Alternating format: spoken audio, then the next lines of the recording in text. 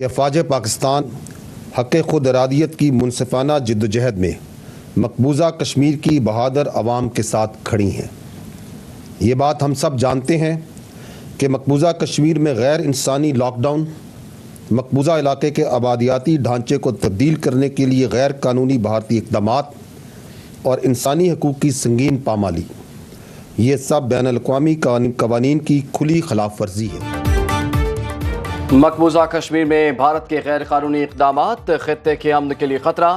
افواج پاکستان حق خود ارادیت کی جدوجہد میں کشمیریوں کے ساتھ خطے میں پائیدار امن کے لیے مسئلہ کشمیر کا حل ناگزیر ہے۔ D G I S P R lieutenant general Ahmed Sharif کی نیوز کانفرنس، کہا حکومت پاکستان نے 2 دہشت گرد تنظیموں پر پابندی لگائی ہے۔ کالعدم ٹی ٹی پی کو فتنہ الخوارج کے نام سے پکارا جائے گا۔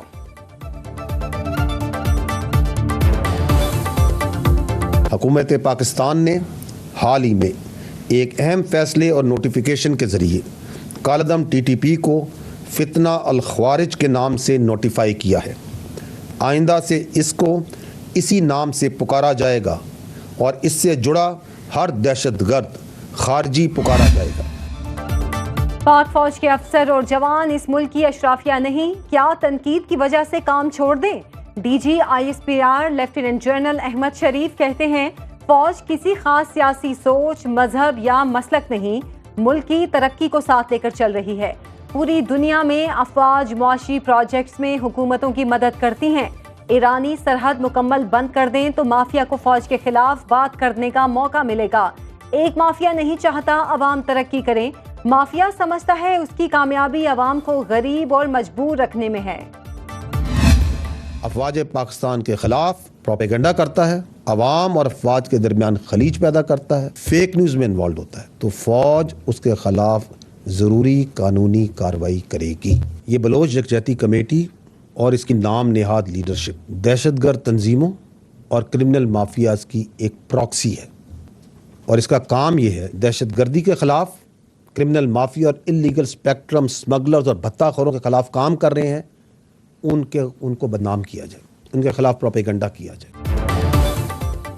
9 مئی پر پاک فوج کے موقف میں کوئی تبدیلی آئی ہے نہ آئے گی۔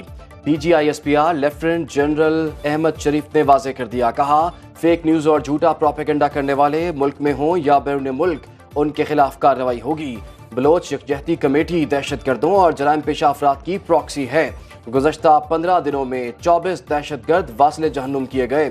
رواں سال دہشت گردوں اور ان کے سہولت کاروں کے خلاف 32,622 آپریشن کیے گئے۔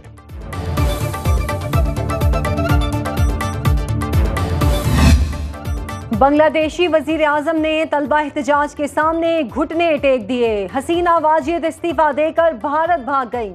آرمی چیف وقار الزمان کا عبوری حکومت بنانے کا اعلان۔ قوم سے خطاب میں کہا ملک کے سارے فیصلے فوج کرے گی، بنگلہ دیش کا امن واپس لائیں گے، حالات معمول پر آنے پر کرفیو ختم کر دیا جائے گا۔ عبوری حکومت کے لیے صدر سے بات چیت میں تمام مرکزی سیاسی جماعتیں شامل ہوں گی۔ 15 سال بعد حسینہ واجد کے اقتدار کے خاتمے پر بنگالی عوام کا سڑکوں پر جشن۔ بنگلہ دیشی فوج نے حسینہ واجد کو مستعفی ہونے کے لیے 45 منٹ کا وقت دیا۔ استعفیٰ دینے سے پہلے تقریر ریکارڈ کرانے کی خواہش بھی پوری نہیں ہوئی، جس کے بعد شکست خوردہ حسینہ واجد ہیلی کاپٹر پر بھارت چلی گئی۔ نیو دہلی سے وہ لندن جائیں گی۔ بنگلہ دیشی مظاہرین کی حسینہ واجد کی سرکاری رہائش گاہ میں توڑ پھوڑ، سامان اٹھا کر لے گئے۔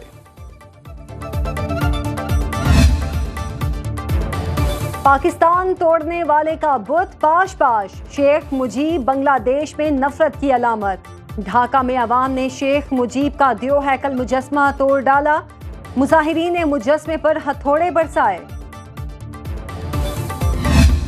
یہ بات ذہن میں رہنی چاہیے کہ پاکستان اللہ تعالیٰ کے فضل و کرم سے نیوکلیر طاقت ہے۔ بہتر راستہ یہی ہے کہ ہم امن کا راستہ اپنائیں اور بیٹھ کر ان تنازعات کو حل کریں۔ بھارت سے کہا ہے کہ دونوں ملکوں کے لیے امن کا راستہ ہی بہترین ہے، آئیں بیٹھیں اور تنازعات کو حل کریں۔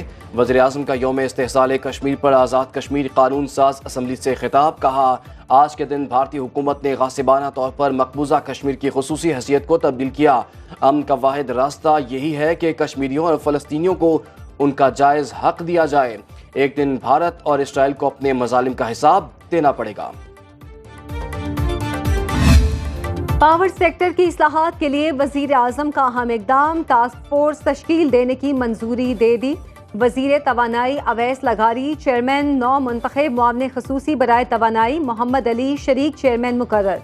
ٹاسک فورس ایک مہینے میں اپنی سفارشات وزیر اعظم کو پیش کرے گی۔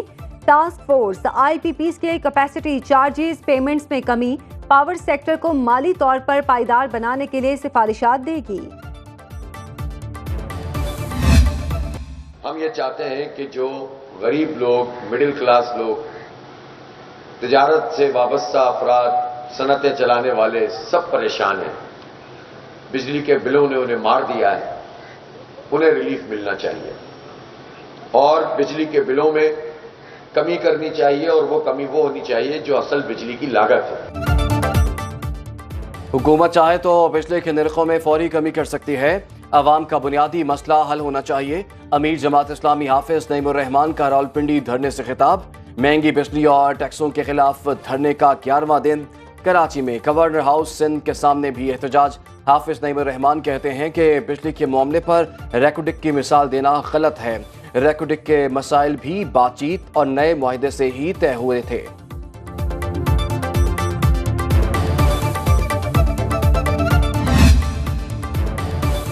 صوابی میں پی ٹی آئی کے پاور شو کی تیاریاں مکمل، ملک بھر سے کارکنوں کی آمد کا سلسلہ جاری۔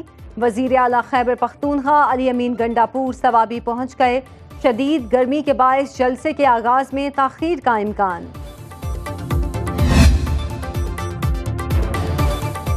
عوام نے مہنگے درآمدی موبائل فون سے جان چھڑا لی، مقامی سطح پر تیار ہونے والے موبائل فونز کی خریداری میں ریکارڈ اضافہ۔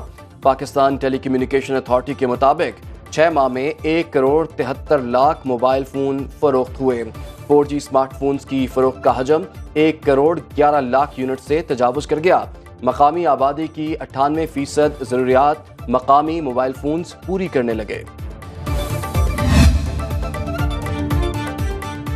ملک کے بیشتر حصوں میں مانسون سپیل جاری، اسلام آباد، کراچی، لاہور، پشاور سمیت اکثر شہروں میں مزید بارش کا امکان۔ کراچی میں حسن اسکوائر سے لیاقت آباد جانے والی مین سڑک پر گڑھے پڑ گئے، ٹریفک کی روانی متاثر، شہریوں کو مشکلات کا سامنا۔